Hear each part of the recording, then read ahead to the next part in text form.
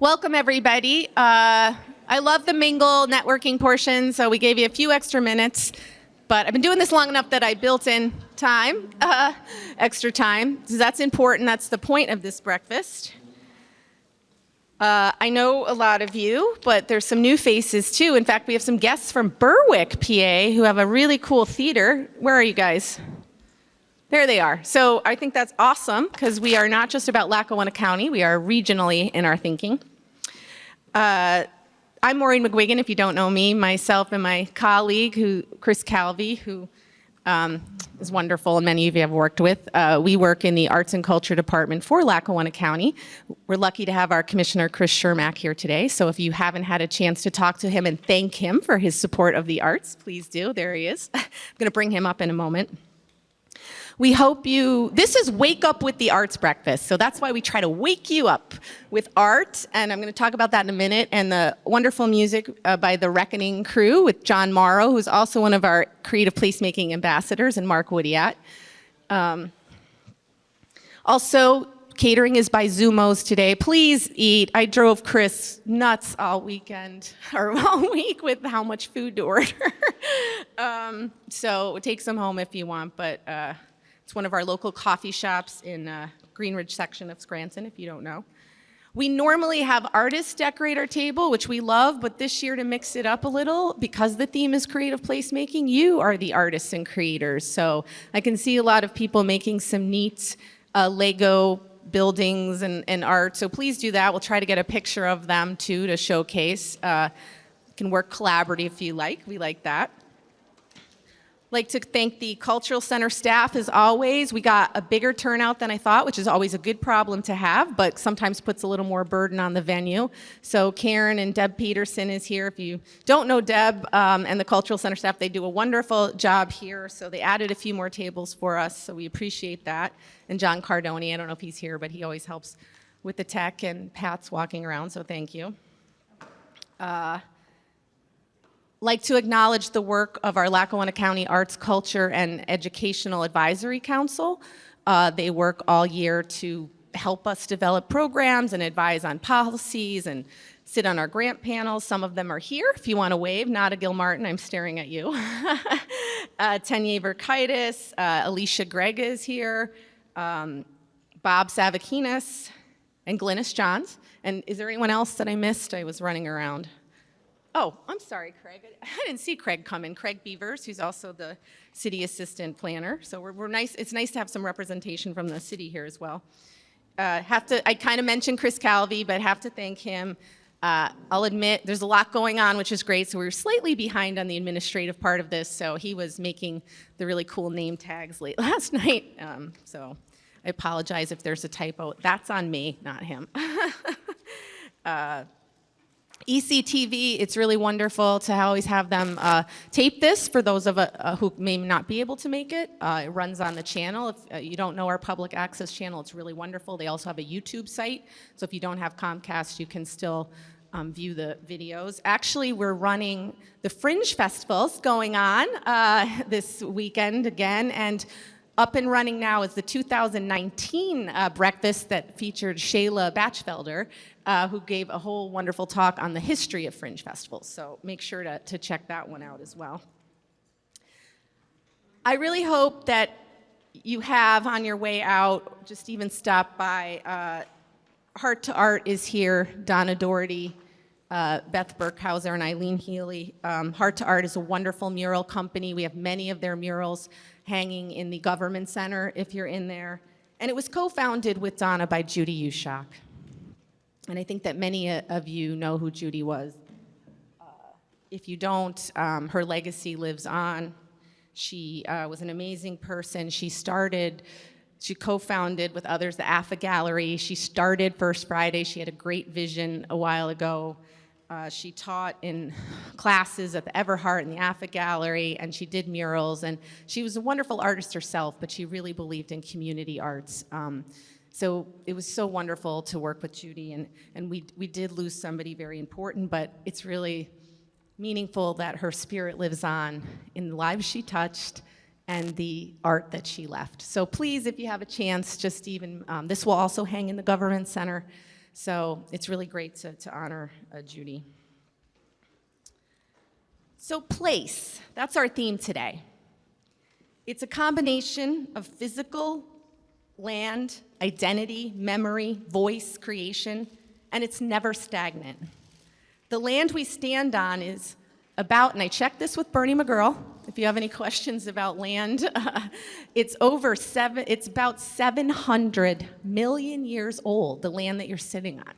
Let's just reflect on that for a minute. It's part of the Appalachian Range, which is one of the oldest mountain ranges in the world. Sorry. Our name comes from the Lanai Lenape. Lackawanna means stream that forks, and they were the indigenous people that were here first.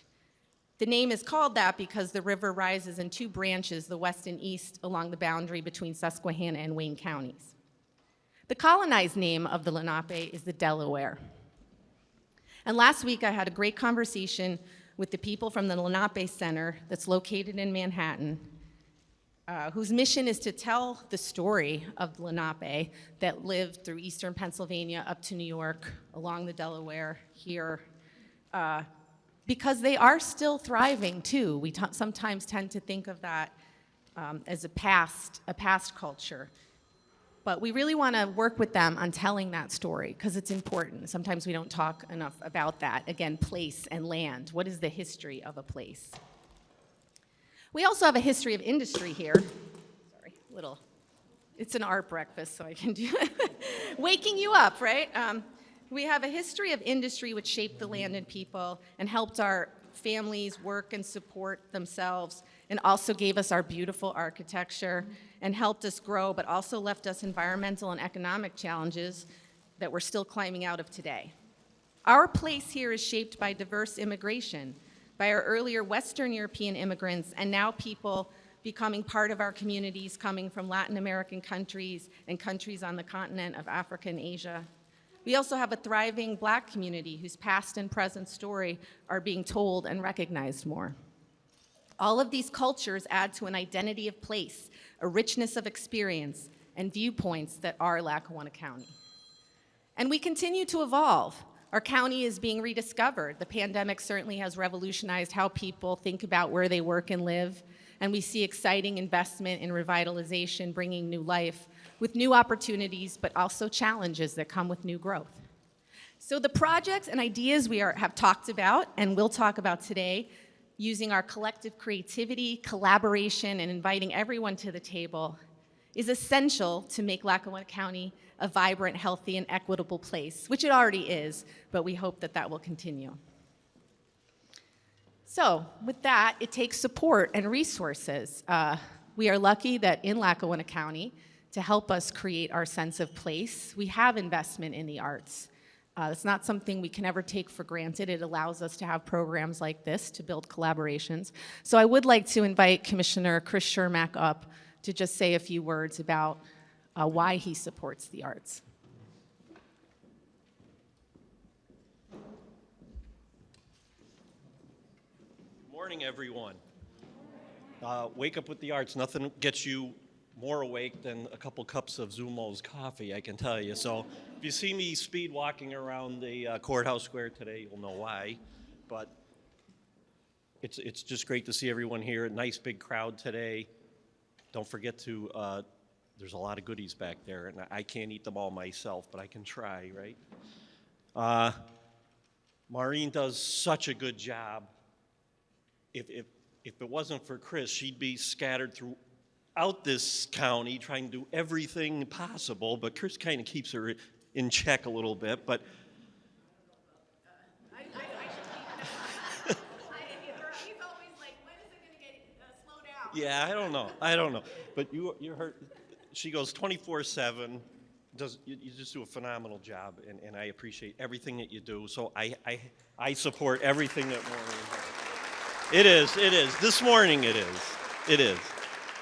But everything that we do to promote the arts and all the stuff that Maureen and Chris do every day just makes it just a nicer place to be. and want to stay here in northeastern Pennsylvania. So I appreciate all that you do. I will continue to support all your efforts, and just thank you. Thank you very much. So thank you, everyone, for coming out, and enjoy your day. Thanks. Oh. I'm going to go home now after that. My head's not going to, I don't know if thank you. No, it's not necessary. I love my job. It's really our efforts, and I appreciate all of you do. And it's great to do, I love doing my job because of you all and everything that's going on. Just a couple more things. I promise we'll get started. But we are talking about creative placemaking, and that's more than just building. It's about creating that sense of place. So we have a couple things. I already mentioned Brian Murray. If you haven't had a chance to talk to him, he helps on our upcoming winter market. He's our partner. We also, during the pandemic, thought place doesn't necessarily have to be in the real world, although it's obviously much nicer to connect in the real world. But there's an online place too, and we are trying to bring NEPA to the online world by supporting our entrepreneurs through some online initiative called Shop NEPA Today. So if you are a creative, and we take a wide view of that, you can sign up to be on the site, and it's supported by the county in part. So we really try to market you and get people to buy local, because really in today's world, anybody in the world can buy our locally made products. Also, event committee who works on this, Bob and Tenye and Alicia and Nada, who I've mentioned, sit on that committee along with Megan Pasamato and Cole Hastings. They work on another event, which we're a little behind on getting the registration form out, but if many of you have participated in Festival of Trees, which is our annual Toys for Tots fundraiser that moved to the courthouse square last year. So people, organizations, schools, anybody can, for $25 can decorate a tree. We supply the live Christmas tree. We always have a theme. It looked really great on Courthouse. Again, that really beautified it. So the theme this year is out of this world. So you can interpret that any way you like. I don't have the official form, but I have a very lo-fi yellow legal pad out in the registration table. So if you are interested in decorating it, just put your name, email, or phone, and we'll make sure you get the form. We only have 25 spots, so it's first come, first serve. But yeah, we hope that many of you will consider participating in that. First Friday and Fringe Festival tonight.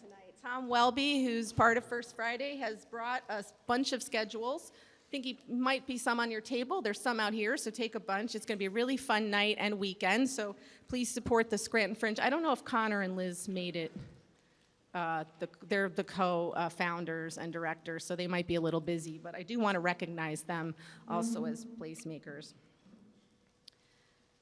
Finally, I do want to mention a project the county's involved in that the University of Scranton Story, Our Nation Story. Really wonderful project, delving again into these issues and really unpacking who we are and who our nation is. It's funded by the National Endowment for the Humanities. Julie Schumacher Cohen and Carolyn Bonacci are our fearless leaders who have done a great job. Many of you in this room are involved in that project, so we're in the industrial era theme now. In November, we'll have an indigenous theme with Curtis Winga from the Lenape Center coming to speak on November 17th, which is just an awesome opportunity. Again, that's not something we've explored, so I encourage you to come to that. You can go to the website, scranton.edu/Scranton Story, or just type it in Google, it comes up. So there's really amazing programs on there. So you're all placemakers. I just want to recognize that. But as I said, you really are. If you come to even a breakfast, that makes you somebody that's thinking about that. But I just want to, we did have some special guests, or ambassadors, we're calling them, to placemaking. So I'm just going to ask them to stand up real quickly so you know who they are if you didn't get a chance to meet them. I'm going to go backwards because, well, why not? But also, I don't know if Owen's still here, but Owen, are you still here? Oh, there he is. Oh. He's not here, or? No, he had to run because he's doing working with trail volunteers. But anyway, Owen was the Trail and Environmental Projects Manager. He works for the Lackawanna Heritage Valley, does a lot of great stuff with trails and environment in Lackawanna County. So you can stalk him on the website. I met a new placemaker recently, Jason Wood, who I think is over there. He's actually another county visitor. His firm is up in Wayne County from Woodland Design Associates. He is the design director and landscape architect, but he's working on a really cool project in Dixon City that really wants to involve art. So I told him there'd be lots of artists and creative people here. So welcome. Steve Ward and Leslie was able to make it. I'm sorry, we didn't. They are from Scranton tomorrow. Leslie is the executive director, and Steve is the Safe, Clean, and Green team leader. They do a ton of stuff. I don't want to take away, I could be here all day talking about you guys. But Scott Thomas, CEO from Albright. Scott is just really, you do so much to make sure the library is equitable and a real space of creativity. Jeannie Sluck, oh you guys, another Taylor Community Library, so creative, always doing things down there in another part of our county. I mentioned Julie Schumacher, who is the Assistant Vice President of Community Engagement and Government Affairs, has done a great job really making the university part of our community. Bob Savakinis, he does many things. Bob would be here if I listed half the morning, but he's here as a documentary filmmaker, because again, that is creative placemaking. So Bob Savakinis thing. Joe Salva, he leads the Individual Abilities in Motion, which works with persons with that need mobility assistance, but they do amazing, adventurous things. He was telling me about a water skiing event they did. Joe's also very active in our arts events. He's always at the Winter Market with the hot chocolate, so please come out for that. And he was a speaker in an accessibility panel we have, so great person to know. And just Rose Randazzo could not make it, but she is our mural person who's really leading with Scranton tomorrow. Todd Poosley is here, neighborhood revitalization manager from NeighborWorks, doing a lot of work in Carbondale and West Side, a lot of creative things. Connor could not make it from the Fringe. Mike Muller, principal architect at Fancy Parsley, and co-founder of the Pop-Up Studio, which started at one of our breakfasts. There's so many of you, sorry, I'm losing my voice. John Morrow is the volunteer coordinator for the Lackawanna Heritage Valley, also a musician. Jess Mione, is she here? Did she make it? Okay, she is community organizer. Bernie McGurl is here from the Lackawanna River Conservation Association, doing a lot with placemaking and land. Chrissy Manuel, director of community revitalization from UNC, doing a lot in Pine Brook and also in Southside, South Scranton. Rashida Lovely, did Rashida make it? Oh, thank you, sorry, I didn't get it. She is doing a lot of, she has a studio in West Side, New Wave Studios, that focuses on STEAM, science, technology, education, and the arts. Tanis, another Wayne County visitor. Farm Arts Collective is an amazing group up there that's in a more rural area of Pennsylvania, but doing a lot of creative things with theater and other things. Glynis Johns, founder and CEO of Black Scranton Project, who's, I think, doing a lot to change our narrative about the Black community. Gwen Harleman, visitor from Luzerne County, but she does a lot up here with the Deutsch Institute Vertu Art Studio. Yeah, we're going, sorry, just a few more. Donna Doherty, who I mentioned from Heart to Art. Wayne Evans, our former mayor, does a lot with Scranton Tomorrow and Architectural Heritage Association. I did a show years ago on adaptive reuse with Wayne, so he's a true community leader. Donna Doherty, of course, I mentioned. Beth Burkhauser, also part of the Hexagon Project, which does a lot of work in bringing communities together. Carolyn Bonacci, the Community and Civic Engagement Coordinator for the University of Scranton. And Liz Bohan, the Managing Director of Fringe, who couldn't be here, but I just thought that was really important to mention everybody. Thank you for your patience, and I hope you get a chance to meet everybody. But now for the main event. Maria McDonald, her bio is in the program, but she's just an amazing person I had the opportunity to work with last December, and she's just, I don't know when she sleeps because she does so much. She really involves her Marywood architecture students in things. She's the director of this Center for Living City, based on Jane Jacobs' theories that you'll hear about today.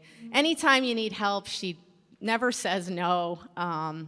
She's working on a parklit parking space project, so she's just a really positive person too, and I think that's important. Sometimes this work is hard. It's easy to, sometimes get discouraged, but she never, I don't know, she's just a real leader in that area. So I'm looking forward to hearing from her. Where did she go? Sorry, I can't see with my glasses. I only need them, so come on up, Maria. Thank you.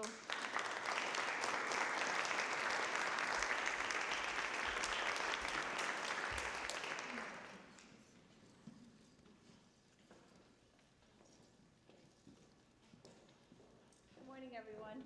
Good morning. I wanted this somehow to scream, wake up. That was my font, wake up. Thank you so much for having me here. I am truly honored to be in a room with all these incredibly beautiful people that do so much for our community with the arts and community service. And thank you to the county for supporting the arts, and of course to Maureen for including me in this lovely event. I really am truly honored. I think I stalk most of you on Facebook, so I'm just grateful to be here to talk to you. So about 2 weeks ago, I gave my first TED Talk. It was literally the scariest talk I've ever given. Oh, how's that? Better? Okay. So about 2 weeks ago, I gave a TED Talk. Thank you to Jess Mione, who's not here. And it was probably the most frightening thing I had ever done. But I'm going to sort of resurrect that a little bit and expand on it. It's a lot more casual for me to do that. Other than having a timer in front of me, it was 18 minutes, and I had to memorize the whole thing. So you're going to see a little bit of that, and I was going to give you a bit of an introduction about who I am and Marywood University's School of Architecture and the Center for the Living City, of which I am the executive director, and how that happened. And then at the end, I'll just talk about this new edition called Follow the Artists, which I prepared just for this conversation today.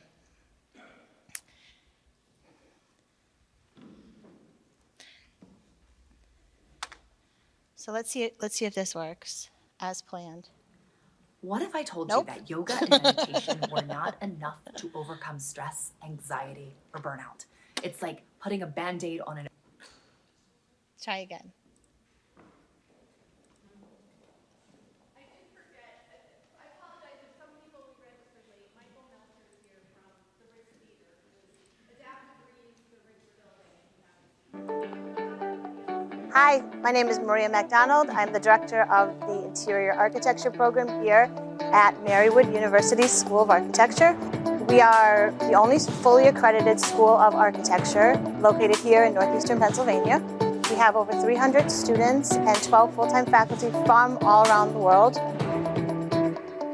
My name is Natalie Calixerdo. I'm a fourth year in interior architecture. When you walk into this building, just as I did 4 years ago, I was like, what goes on in here? I need to know and I want to be a part of it.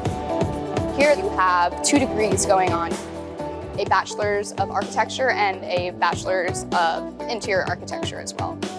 It's a studio environment, so it's wide open studio spaces, and we mix the architecture and the interior architecture programs together, but it's wide open, and we exchange information. So the freshmen engage with the fifth year students, and the faculty engage with each other. So it's kind of this very open, collaborative, community sort of environment, and we learn from each other. Hello, I'm Stephen Garrison. I'm faculty here at the Marywood School of Architecture in the Interior Architecture program. We're 10 years old. We built off of the strength of our program that we started in the art department. What we find really nice about this program and this school is that it's a blend between that kind of fine art and architecture. So everything from hand drawing to full-scale building. The students are learning kind of every step of the process to make something. They're actually making things at full scale. We call it a working laboratory. So you'll see all kinds of things going on. You'll see things hanging from the ceiling. You'll see experiments going on. We test materials. We have welding. We have wood chops. We have CNC machines. We have incredible technology. You might find some other projects that are more geared towards looking at landscape or thinking about 3D modeling. We are actually located in the old gym of Marywood, so we're not only learning architecture, we're actually surrounded by it as well. So this is a perfect example of what we would be doing in the field as far as adaptive reusing of an old space like this. But what's inspiring me is just the world around me. I think as designers and architects, we kind of have to be open-minded people in the sense that we are creating and designing spaces for others. I think we're kind of learning a lot more than just architecture here. We're learning how to work with people. This is very self-rewarding, and it will be worth it in the end.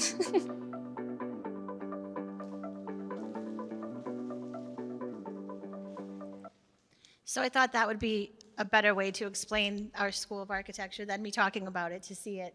Please come visit us anytime, and if you have ideas for collaboration, call. We're always ready to do something with the community.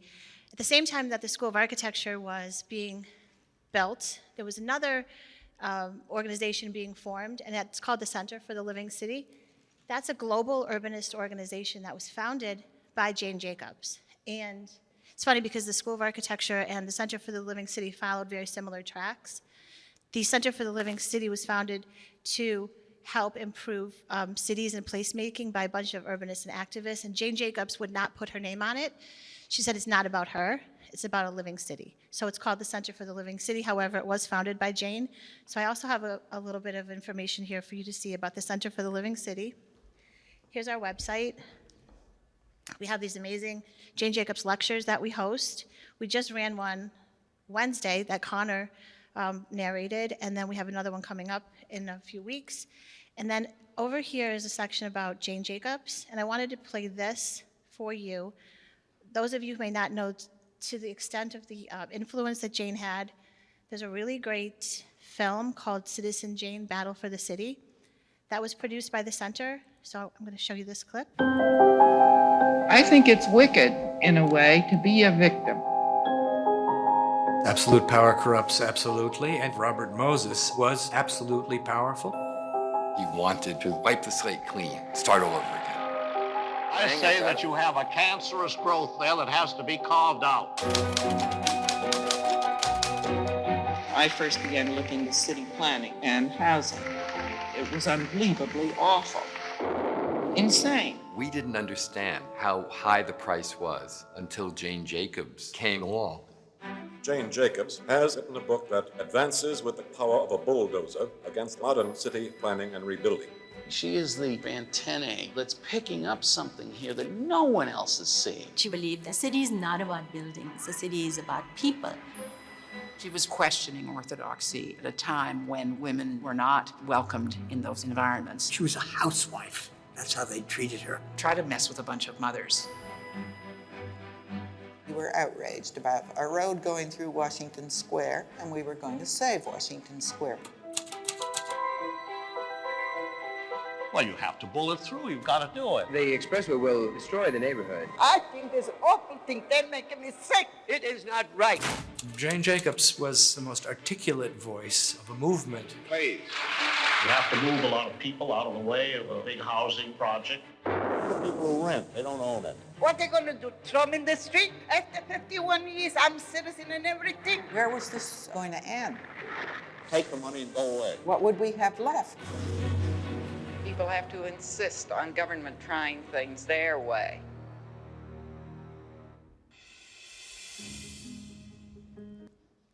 So I didn't get to meet Jane Jacobs. She died in 2004, but I work with her friends and her family and her colleagues, and she is a Scrantonian. She was born and raised here, and very, very proud of Scranton, very proud of her roots, and had a lot to say about a lot of things that went on here. So even though she wasn't with us, physically here, she was always with us, from Canada, where she spent the latter part of her life. So now I'm going to pivot to pieces of the TED Talk. The TED Talk involved adaptive reuse, who is Jane Jacobs, and the power of observation. And I've added a new twist to the end called Follow the Artists. That's how I'll conclude. So adaptive reuse. It's the process of reusing an existing building for a purpose other than which it was originally built or designed for. And here's a great example of an adaptive reuse. In 1985, Marywood University had outgrown its basketball court, and they were in the process of building a new athletic center. So what did we do with the abandoned basketball court? We built a school of architecture on it. You can see center court is still present. I think that's Russ sitting right on it. And we now are home to 450 students. This past fall, we accepted 100 incoming freshmen in just architecture. We had to cap it for the first time ever. So we're full, and we're up and running, and we're fully accredited, and we're rolling. We started with just a basketball court. That same facility also had a swimming pool. Proper term is a natatorium. And this is the existing natatorium in the 50s. And here it is today. So you can kind of see the outline of the swimming pool. And right in the middle is one of my students, Larry, looking up at me when I took this photo a couple of days ago. Larry seems to show up in all of my pictures. And this is really fun. So this is my funny slide. I'm hoping for laughter on this one. As I was preparing for the TED Talk, my students and I were researching Marywood's swimming pool, and we realized that we were sitting in the exact same spot that the photo was of the ladies in their swimming bathing suits taking class. So what else did we do but we lined up, right? So my students lined up and, pretended they were diving into their desks or something anyway. Yeah, that's my funny slide. Scranton Laceworks. It's a project I've been in and out of for a couple of years now. Here it is in 1980. Some say that when the factory closed, the clock was stuck at that time. That was home to thousands of workers, and Scranton Laceworks is right now going through its renaissance, so here it is today. This one piece of it is starting the renaissance, the resurgence of the development. It will be mixed use, office space, housing, event, and conferencing spaces. Here's one of the rooms. This was called the loom room, which was filled with string and twine and looms. This was it in the 80s. And here's the loom room today. It's quite beautiful, and it's renovated, and it's ready for conferencing and events, giving it new life. So we know what, that's adapted. There's some examples of adaptive reuse. Now back to Jane Jacobs. So Jane Jacobs has a famous saying, cities have the capability of providing something for everybody only when they are created by everybody.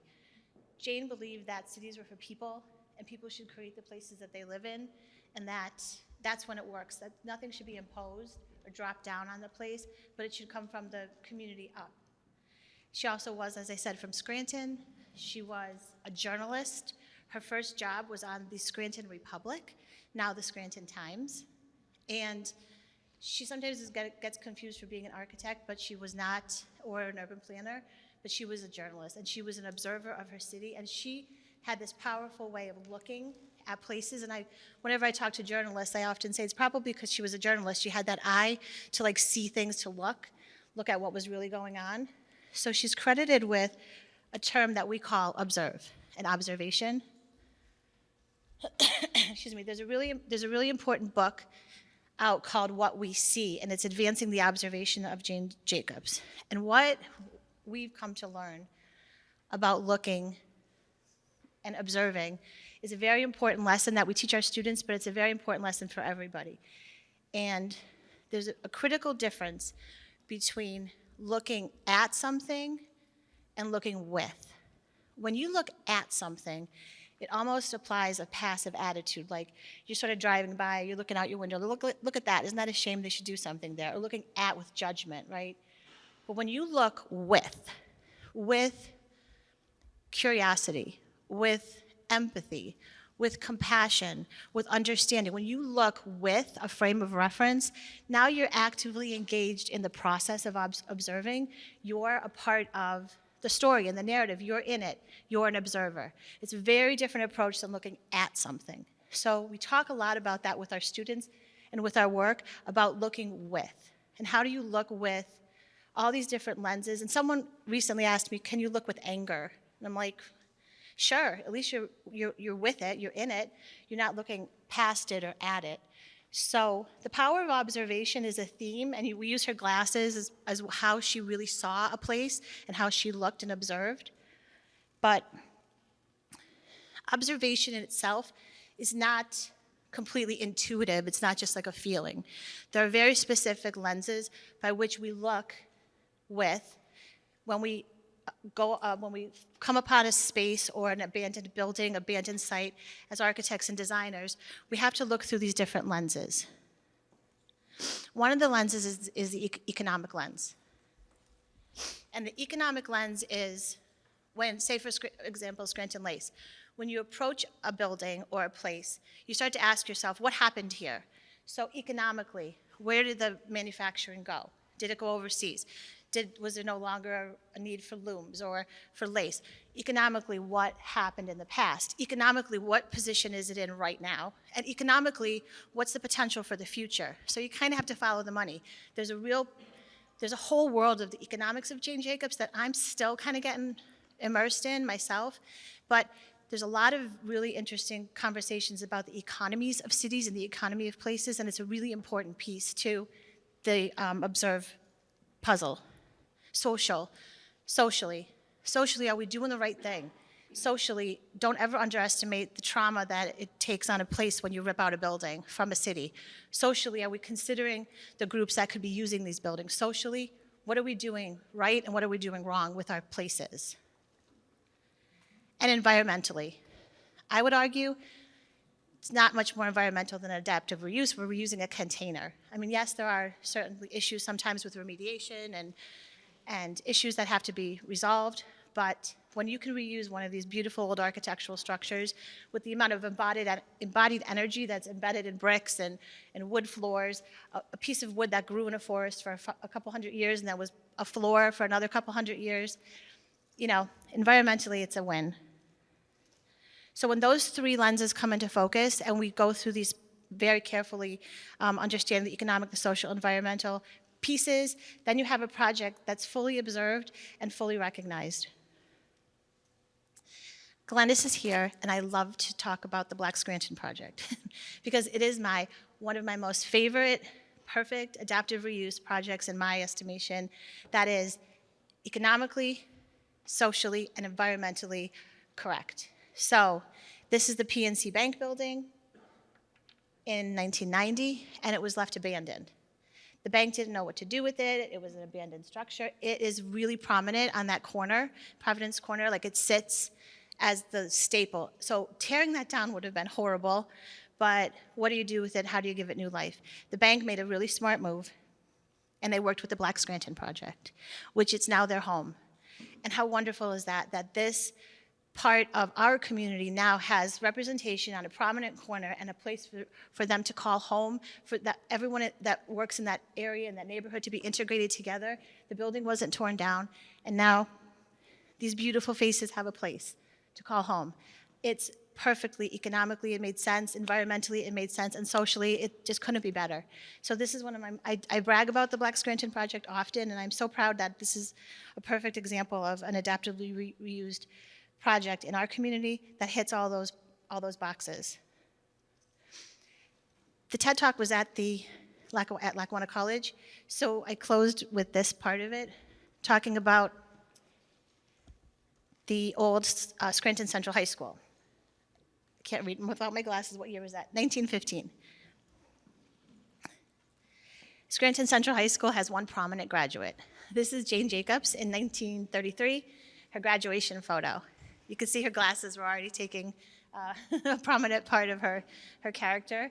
And yeah, so the TED Talk was cool because I got to give it on the stage where Jane would have been in speech and debate and been a student on the stage, and then showed the building today, the use of it, and now as a college that supports wonderful programming, helps students from all different social backgrounds go there, economically diverse. It's a beautiful building. It's a beautiful school. The programs are amazing. It's so important to our city. Can't think of a better use of that building than what the Lackawanna College crew is doing with it now. And then at the end of the TED Talk, I thanked everyone for being in the audience as an observer, because if they're there, they are observing, they're interested, they're already engaged with me in this conversation, very similar to today, to all of you in this room that are here because you're a part of this community, because you're observers, because you're actively participating in things that matter to where we live. So I concluded my talk. Okay. Yay, okay, it's over. All right. Then I immediately pivoted. I was like, okay, I have to give a talk to the artists in 2 weeks. So I started thinking about the whole analogy again between Jane's eyes and glasses and what we see and how we observe. And I'm like, artists are like the best at this because they're like the best observers, like the artist's eye. So one Google search on an artist's eye, it's like it blew my mind. I'm like, whoa, this is great.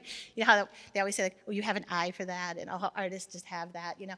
But like artists see things that we don't see necessarily. Artists see things in places where we don't think to look.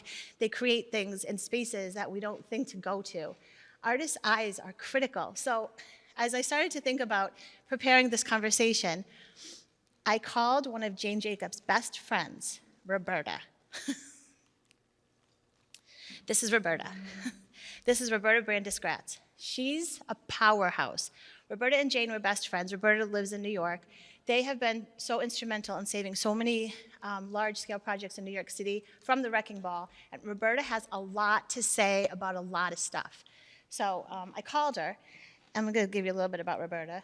I'm slightly terrified of Roberta, too, by the way. She's on my board, and, like, Roberta could, like, lay you out. If you just do something wrong, like, she will tell you, you know, not afraid to say the way she feels. Here's her bio. She's amazing. So it's Roberta.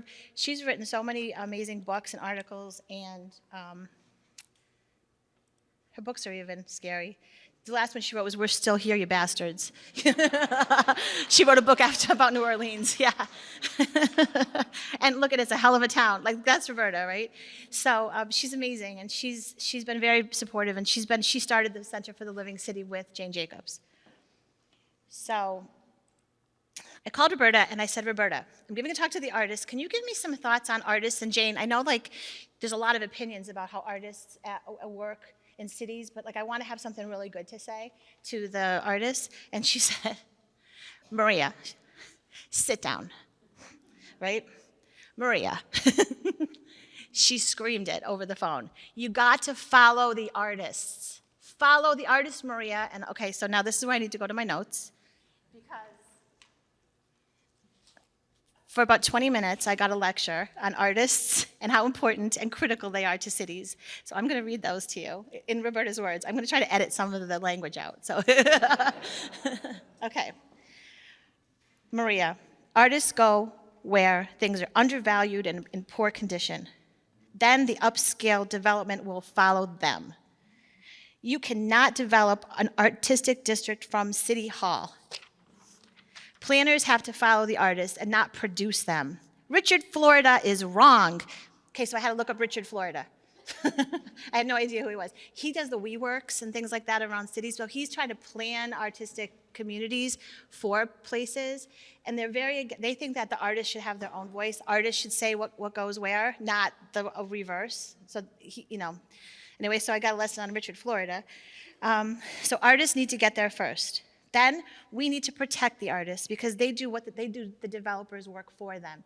So then she went on to say how an artist will come into a space, make it amazing, make it beautiful, and then the developers will follow and feed off of their work, and then they will price them out of the market. The problem, she said, is not gentrification. It's gentrification without limitations that follow the artists. Artists need to be protected. There needs to be a barrier built around them, and they need to be supported. The city needs to protect. Did you hear me, Maria? Cities need to protect artists early, long before they are on the forefront of discovery. Artists are the original developers of any kind of a place. She talked about this. She said, in my book, Cities Back from the Edge, New Life from Downtown, I talk about the Soho effect. When the artists who made a neighborhood hip and exciting are forced to move out because they can no longer afford the rents after the space becomes gentrified. So Soho was made cool by artists, and then everybody wanted to be there, and then the artists get left behind. Follow the artists. We need to guard against predatory developers who will take advantage of new upscales. Oh, this is the best part, ready? Artists see the old but beautiful. Artists are generous, kind, and they value space, people, and community. Roberta. Yeah. So follow the artists, Maria, follow the artists. This I put in here because what Scranton made, this is I must have given this coffee mug out to probably 1,000 people at this point. This is my go-to gift. And when I started thinking about our local art community here, these kind of simple gestures, sketches, all the work that the artists have done have really done so much to make Scranton hip and cool and on the rise. Like just simple things like this. Every student I have, I think, has a sticker on their laptop, you know, of this logo. And it really is follow the artist, follow us to where we need to go to our revitalization. I want to mention this too. This past Wednesday, we do a series of Jane Jacobs lectures, and Connor Kelly O'Brien narrated or curated this incredible panel of Fringe Festival directors, and it's called Site Specific: The Influence of Cities, their unique locales on cultural programming. And you know, I honestly, Connor, are you here? Hi. I really did not know what you were going to talk about at all when you started. But what we realized is, so he used the Rochester Fringe as an example and the Binghamton Luma people, and he talked about how performance art activated these beautiful these spaces in the city. And he used all these examples of, you know, art shown on buildings and art activating spaces. And I really started to think, wow, artists really do create the places and the spaces that we need that we love, and to create the buzz within our communities in such a much more powerful way than I really had thought about it before this talk. So here's an example of I think it's Circus Orange in Rochester, how they're suspended off of a building. And they talked about this building, it was just like an alleyway with this high rise, and by putting these performers that were lit up, hanging off the buildings, how more people came to visit this alley than had been there in years and years and years, to all the kind of redevelopment efforts that they had tried to do. But just having this performance, droves of people went out to see it. And then Luma, which I hope we can get to come to Scranton, is out of Binghamton, and they do this in amazing light, they map architecture, and then they display lights on it. I have a clip from them. It's just so amazing. I wanted everybody to see this. Is that it? My eyes.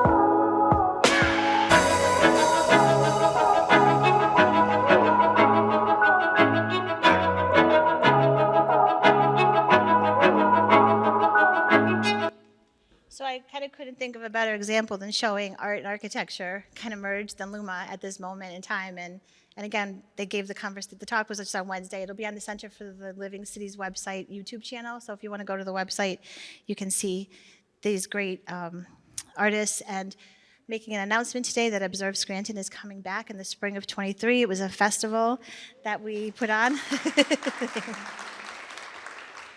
It was our first festival to introduce Jane Jacobs back, to welcome her back home. It was during COVID, so of course it was very challenging, but it was a week-long celebration of her life and legacy, and we had exhibits all over the city.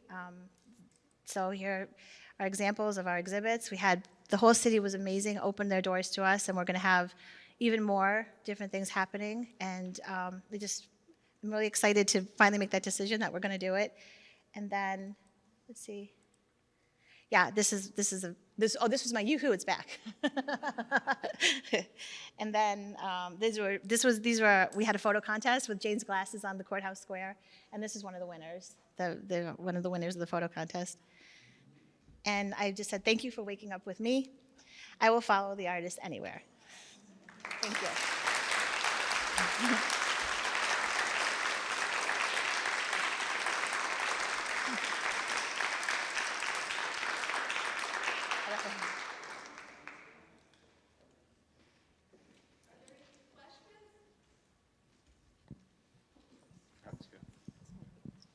Maybe, oh. Did I see a hand? Oh, go.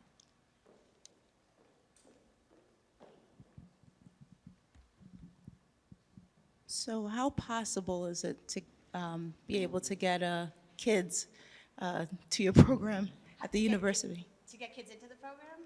As far as like maybe like visitation and Oh, anytime. Yeah, Anytime. come visit. We love that. Okay. Yes, come over, come visit question. anytime. We work a lot with youth too, like elementary schools or Nativity McGall, our STARS program is here. Just come over, yeah. So when you speak of a living city, I've read a lot about 15-minute cities. Yes. Is it the same sort of idea that Exactly. you should have everything within Yep. walking distance? Yep, exactly. And when it was my turn to vie for they called me and said, Maria, the executive director has resigned. So I'm only the director of the Living City for 2 years now, and again, through COVID. So through that interview process, I made the case for Scranton being a 15-minute city and being a medium-sized city that it's time we started to look at again. I actually straight out said New York City has had Jane long enough, that her roots started here. It's our turn, let's bring her home, and let's bring her values home. And the reason that she learned everything that she learned here, walking to her high school, walking to her churches, walking to, to the grocery store. We really can, like I drive a lot, I shouldn't, but we really could walk everywhere if we had to. We could walk to everywhere we need to in our community. And it's really valuable right now. And another thing too, like with all these students that we're getting to come into Marywood, they want to be in our city. Those students, I'd like to say, oh, our program is so awesome, but I mean, it is. But it's also the city's awesome, and the students want to come to a place like us where it's more manageable, they feel safe, they feel they could get around a lot easier than the larger city schools. So yeah, we are a 15-minute city. Then I have a second part to my Sure. question. So for communities that may not be 15-minute cities, where maybe there's food deserts or something of Yes. that sort, do you then help provide roadmaps for how they could potentially Yes. create that sort of Yeah. center city living? Yeah, again, there's a program that was started before me called our Observe program, and they do a lot of work in India and in different countries. So we're trying to get more of that work to come to the States. But what we do with those places is they go out with a lot of students, a lot of community planners, and they work on developing that network so people could have those connections. So we don't really have the Observe program strongly rooted yet. We're working on it, bringing it to the States. But Center for the Living City has tons of work on that on their website. Thank you. Thank you. Anybody else? I feel like I'm two-fisting, but at least it's microphones. Well, first of all, I just want to say I'm very happy when I see the School of Architecture at Marywood. I'm surprised I'm not still in that gym trying to make a basket. They do let you graduate if you've never made a basket, but Maureen said earlier that if somebody was not mentioned, you mentioned me plenty of times, but not about the Trip House. And as we see all these projects that are going on in the community, I just want to bring the Trip House to your attention because some of these seem so elaborate, so grand, and needing so much money. And this was a project done by about 100 women, Right. and we've just passed 42 years of being in existence. Congratulations. And that's amazing. We have been home to Scranton Tomorrow. We have had a pop-up studio. Yeah. We have wonderful celebrations of life that take place, and it is an all-volunteer organization. Amazing. So it can be done, and I believe we revitalized our neighborhood. You absolutely have, yeah. I really do. So I do too. I just Remember want the you to Trip House. know. I'm happy, yes. I'll make sure I include it in all my talks. You can. No, Well, but, that's why I'm here today. But it means Thank you. it just is important to know what you can do by yourself. And Right. then I would be remiss if I didn't say, and look where we are Right. today. I mean, it's endless. It really, there's so many. 4 board members from the Cultural I Center know. are here, and we work Agreed. very hard to keep this place going know. and appreciate all the love and support you've given in having you here today. I know. Remember, that TED Talk held me to 12 minutes. So I had to I could have gone on about our city endlessly, yes. And remember, and also with women, Jane Jacobs was with a baby carriage in front of a bulldozer, stopping George Washington Square from being leveled. So powerful women, and they didn't treat them very nicely. We have a quote. Yes. Oh, hello, Connor. Hi, good morning. Apologies if this was addressed earlier in your presentation. I don't recommend doing a tech rehearsal till 4 a.m. This is Connor O'Brien, who I mentioned, one of our placemaking people. Yay. Super late, so sorry. So sorry. Thank you for come to Fringe tonight. But something we're having conversations with in our organization, and I bet lots of organizations here. I see UNC, who's doing amazing work in Pine Brook. I see Glynis from the Black Scranton Project, who's revitalizing her own section of North Scranton. We're having a conversation within the festival of how do you, I guess I'll ask a more broad question. What is your opinion, I know this is a big subject, of downtown versus the neighborhoods? Now, I don't mean in competition, but in the sense of like, how do you better connect them? Yeah. Where should the efforts, in your opinion, especially from an arts perspective, be more focused? Because our festival, for example, is all downtown based, but we've been invited and encouraged to go to these other neighborhoods and these other venues, and we want to, but how does one do that successfully? Right. I mean, whenever those kind of big topics come up, I lean on my board and I go to the Robertas and I go to the, Stephen Goldsmiths and the people that understand. They're very strong proponents of city living and cities and downtowns. They think cities need to be the first that have strength and that are developed to then branch out to the neighborhoods. But there definitely is an interconnection between the two. But it's all about strengthening our downtowns is definitely the mantra that the Center for Living City follows. And then reaching out, to the satellite communities to start to pull the connections back. Yeah. And our heritage, our valley is a perfect example of it because again, when I vied for that position, I used the Heritage Valley and Lackawanna Heritage Valley. I mean, because I grew up with it and I've been involved in and out of it my whole career, talking about how we have that lineage through our area, through the river and the main streets and the connections through the cultural heritage of our community and through Lackawanna County. It's really amazing if you start to talk about it. And when we bring people here to come and work, remember, with all these architecture students, we had to hire faculty that came from out of the area, that moved here, that brought their families here. So I'm always up and down the Lackawanna corridor, showing them the different main streets, showing them the different cultural development in our community, and then it all kind of merges into the city. So we have a really nice sort of connection already established with the way we've been developed. It's now starting to show up with all the little redevelopments of all the main streets and the communities up and down the whole Lackawanna County, the valley, up and down the valley. Chris Emanuel has a comment that kind of ties into the question. Oh God, Chrissy, I stalk her on Facebook. Hello. Too.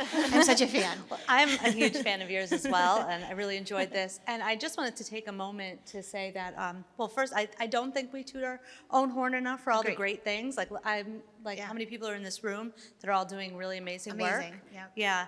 But I also want to say that, some of us are affiliated with the group called Pennsylvania Downtown Centers, which is the state affiliate that does sort of the formalized community revitalization training. And this year, we have petitioned ourselves at UNC, I'm with UNC, Scranton Tomorrow, and NeighborWorks to bring the conference here. So the conference for 2023 is going to be in Scranton. When? That's amazing. Yeah, it's in June. Oh, it's in June. I think I reached out to you. Leslie, you just told me about that, right? Yeah. I think I reached out to you about the Laceworks. And yeah. So I just wanted to bring that up while we're all kind of thinking and excited. Let's keep it going. We're going to start in March, April, May, June, just go. We have a call for proposals out. We're going to be doing a lot of mobile tours. We want to go to so many places and just really show off the city. Yes. And also it's a great place to learn. Like everyone can be involved in it. People may want to be sponsors and different things, but it's going to be a fantastic conference, and we're really excited. We'll definitely make sure we can work together on that. Yeah. Oh, that's amazing. So June. Thank you. Yeah, and May we usually do things because that's Jane's birthday, May 4th, and it's Jane Jacobs Day in the city now. But we're actually going to start a little earlier. We're starting in April, so we could do it right through. One of the things that I'm noticing is that you're talking about the city and the hub. It's one of the outskirts. We sometimes feel that, I don't want to say that we're forgotten, but we're certainly pushed to the back. I'm from Martinsville. Oh, yeah. And how would you suggest being inclined, like I know a lot of people in this group, because there is some of the groups. Right. Owen and Todd and, like I recognize a lot of people that are here. Right.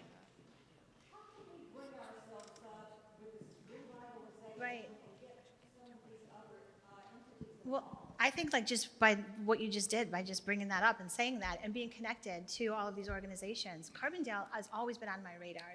It's like this amazing place too, because one of my first jobs was the train. We built the little Lackawanna Heritage Valley. We built the train stations, and we built one in Carbondale, right next to the railroad up there. So that was like one of the stops. It is sort of, you do kind of think of it as like a little bit of an outlier, but Carbondale always seems like they have so much amazing stuff happening on the square and the courthouse. And I would just say stay connected through the county. And I don't know, Maureen, do you have a thought on that? Connecting like Carbondale and all the other communities through the arts programs? Yeah, we've actually talked about that on our Arts Council, and it's funny, it recently came up again, how we can revive that idea, what connects us as a county. That's what I'm always interested in. We have, Wayne Evans has a question. Thanks, Maureen. Hi, Maria. Hi. As you know, I'm a big fan of the Marywood School of Architecture, so I want you to toot your horn a little bit and talk about some of the things that are happening behind the scenes that Marywood is doing with the community. Oh, okay. Well, let's see. So Wayne, Leslie, and I had a meeting on Wednesday, was it? Our students are working on Center Street, giving the Living Alley breath and life. So we have 12 senior students coming up with ideas to propose for the actual Living Alley project, and taking into consideration that a vehicle does need to get through there from time to time, but coming up with projects. So it's amazing. Once the architecture school was fully accredited, after we grew, we started with just freshmen, and then we had to grow 5 years, then we had to be in place for 5 years, then get accredited. Once that happened, we could really start to pivot to the neighborhoods now, and we can start to get out and do projects that are meaningful. So we're working on Center Street, South Dix Court. We're building a parklet at Commonwealth Coffee Shop. And also another big project that we're working on is the solar decathlon. Our students are designing and building a zero net energy floating dormitory for Camp Archibald for the Girl Scouts. And we're going to build it, and we're going to compete at an International Solar Decathlon Build Challenge with the United States Department of Energy. And that was where Jane Jacobs went to camp. So it's called Glacier Jane, and it's a floating houseboat on Lake Erie. What else do we have going on? We're going to be working with Glennis soon on competition in the vault. Is it in the safety deposit boxes? We're going to be doing an installation with the Black Screen Project, and the students have worked with Glennis in the past. Students have volunteered with Fringe. I mean, as many opportunities as we can get. Craig Beavers, our new city planner. He has a question too. So. Has been amazing, and reached out to the students regarding planning ideas. And also we're putting on construction management as a new degree offering as we grow into that. So we're really excited about building stuff with our city, in our city. And then also we've created a consortium with the 5 universities. So Marywood, Lackawanna, Johnson, University of Scranton, and Penn State Scranton are working together on different public design projects across our region, which is amazing because we have the most incredible universities. All of them are incredible, and we have the most amazing presidents and people that work in those universities. And to tap into the resources of that college-age generation, they're so excited to do stuff for us in the community. Did I forget anything, Wayne? And Wayne and AHA has been incredible. That's what I was trying to spit out earlier, but I had been so long-winded and was running. So thank you for saying all that. Craig has a question. Hi, Craig. So, as Jane Jacobs always says, it's the people who are the lifeblood of a community. That's right. So, with any project, the only way for it to be successful is to have the support of the community. Right. So, what are your strategies for trying to build that buy-in by the community for any project? Well, it's interesting because we've tried a bunch of different, so exhibits, open houses, First Fridays, things like that. Tom Welby, like incredible. First Fridays do more for a community event. But then our students are really into social media lately with promoting different kinds of things that happen in our community. Like for Center Street, if any of you are on TikTok, which I am not, we have like 12 different TikTok videos of Center Street, and the students doing stuff going through Center Street. So just hitting that generation through social media is sort of something that we've been exploring quite a bit. But other than that, it's just, planning, putting out an event and inviting the community to come in and have a say in it. So there's a group that we work with called Project for Public Spaces, and they do a lot of that. They do event planning, and then they invite people in, and while they're there having an event, they can learn about something that could potentially be happening in their city. So it's like, it usually is partnered with some sort of a planned something, and then invite the community to participate, have ice cream and learn about something, right? Like it's that kind of thing. That's Project for Public Spaces is a great one to look at. Oh, we've got a lot of questions. Was that you? Okay, sorry. Hi, Maria. Thanks so much. Hi. Hi. I started with one question, but now I have another. So my original question was going to be about, I think we're really unique in the sense that we have the ability to have Lackawanna County arts and culture. Like this is like not a normal thing in cities across the country. So my original question was going to be like, what do you think Jane would say about like being a way to preserve the artists, to have them not be pushed out and excluded as revitalization occurs? But then the transportation issue really piqued my mind too. So like the second part would be like, is there any sort of creative way of like placemaking that helps unite disparate parts of a city or region? Jeff Speck was just here. Yeah. Jeff Speck and the city are really working on a great plan to connect bike lanes, walking lanes, to reduce the amount of traffic through our city. I don't know where that plan sits, but it was so interesting to hear his talk. It's also on YouTube, the Jeff Speck talk. But so the city is really actively working on connecting that piece of it. And the other part, I think according to Roberta, Jane would be thrilled to see a county arts program supporting artists. She said, again, the artists, you have to give the artists the creative freedom, which they do. The arts program absolutely does that. And give them the support they need is what they do, right? So it is so unique that we have that here, and it's very special, and it needs to be protected. And I do think that it's making a big difference. Like you can see, I talked to Maureen the other day. I thanked her from the bottom of my heart. I have never felt more connected by just meeting Maureen. Through Maureen and the Lackawanna County Arts Department, I'm now, through me, I could bring the School of Architecture and all of my faculty and students to a whole network that's already been in place that we can just connect to. So it's all about making these connections that these like-minded groups want to work with, and then through the county, that's an amazing resource. It's just like a beautiful network that we have in place. And look at the work you are all doing at the University of Scranton with your community outreach work. It's so exciting to see the momentum going in that direction. Right here. Hi. I just had a quick question. My daughter actually benefited from one of the, it was a college fair a few years ago. I just want to know, making sure going forward, how are we implementing, excuse me, passing the torch, so to say, from the students now to the next generation. Right. My daughter is now 9, she will be 10, so she is starting to think about her future. Right. She's very vocal. That's great. But yes, and it started with me taking her to the Marywood campus and her saying and looking up to me and saying, "Mom, am I gonna go here to school one day?" And I said, maybe, it's a good conversation to start having. Now, mind you, Brooklyn was only 5. So that was amazing for her to have that. So I just want to ensure that going forward, we continue doing that. I thought that was awesome. That's amazing that she's already thinking that. We have a program called Architecture in Schools that they do go into elementary schools. But if any of you have connections to elementary schools, just reach out to us and bring them over. Bring them for a tour. Our students love to talk to the younger kids and do programming with them. We would certainly plan a day. We have an elementary school on our campus, Nativity Miguel, that we do quite a bit of work with, and it's one of our favorite things to do. Actually, the students are planning turning our campus into a playground for the kids at Nativity Miguel, just to invite them to be a part of it. So that intergenerational component is critical to mentoring our younger generations. It's really very important to us. It's in our mission. So just reach out and we'll schedule something. Mm-hmm. Anybody else? It's great how many people have stayed. I know it's a big commitment out of your days, so we do appreciate that.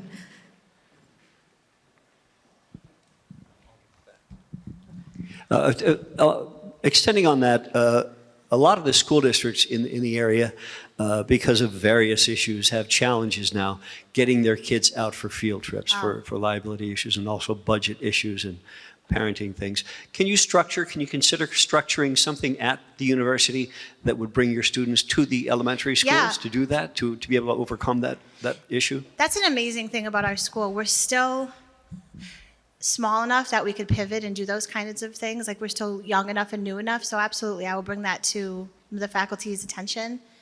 It's funny because we were contacted by 5 Philadelphia schools. We were contacted by the University of Pennsylvania, Thomas Jefferson, Drexel, City College, of Pennsylvania, and some maybe Temple. Anyway, they wanted to know if Marywood wanted to join a collaborative and be partners with them and their schools, because they were thinking about doing a collegiate consortium. And we were like, that's interesting, because we already have one, and you're welcome to join us. And we did more with our school than they were able to accomplish, because they're such big schools, and they're so like heavy to like maneuver. So we're so small still and new enough that we could kind of keep, like, we consider ourselves a living school where we're just going to keep morphing and rolling. So ideas like that, just keep them coming. That, as long as it's not like I get the call, could the students design me a hot tub for my backyard? It's like probably not going to be able to do that. But as far as it's something for community, we're at that point now where we want to be in the community doing these things. So why not? We'll come to them if we could. Oh, we have another question. Thank you so much for all of this. I just wanted to say, Beth Burkhauser, Hexagon Project, Heart to Art, Jude Ushak would have been right here with us. I know she is right now. She had the vision of Bogart Court. I don't know if you know about, Absolutely. but that was her thing. We spend a lot of time and to on have Bogart Court. Sunset Park up at the top so everybody could see the sunset. That was her vision. I hope people will Forgotten spend space, right? Like a forgotten place. That is like a forgotten place that let's she hope it could comes see back. with her vision. That's right. And there's a mural over there. We hope that everybody who knows her will at least make a mark there before you leave today. But I also wanted to mention that I recently wrote an op-ed about the corner of the kids from Scranton High walking down Olive Street onto Capouse, and how I think for years I've had this to say, and I appreciate all the legislators. The Pine Brook section, the Pine Brook plan is beautiful as a gateway into our city, but also for these kids who can't walk. They have to walk in the street in the wintertime, and I hope that your people can have a vision of what can be done to that corner with that bridge. And Connor, maybe we could have some projections on that bridge if we do the Lumina project. Yeah. And Craig is sitting right behind you there. The new city planner, newest in the city. Yes. Thank you. Thank you for everything. Well, just making sure. A lot of great questions. Again, we appreciate you staying. Thank you, Maria. Yeah, and again, I'm so glad you listed. I couldn't even keep them in my head. I said I don't know how you sleep. I know. Your presentation was wonderful. The dialogue was wonderful. I have to go teach a class now. I know. Thank you. I just and I want to say thank you to you and to Lackawanna County, to all you amazing people in this room. I really am privileged to be here. I didn't think I was even worthy to speak, but I just want you to know that I am a fan of all of you, and we're in this together. We truly are, and we have so much great work that we're going to continue to do together. So I truly mean that, and I'm just so grateful. Thank you so much for having me. Thank you. I won't be as long-winded. Thanks for indulging me. I always think we don't always get together like this, so I do like to recognize and talk about what's going on. So again, if you want to be part of Festival of Trees, the legal pad is out there. Stop by the mural, stay and mingle. We did pretty good on the food, but there's still some left, and enjoy your day and weekend.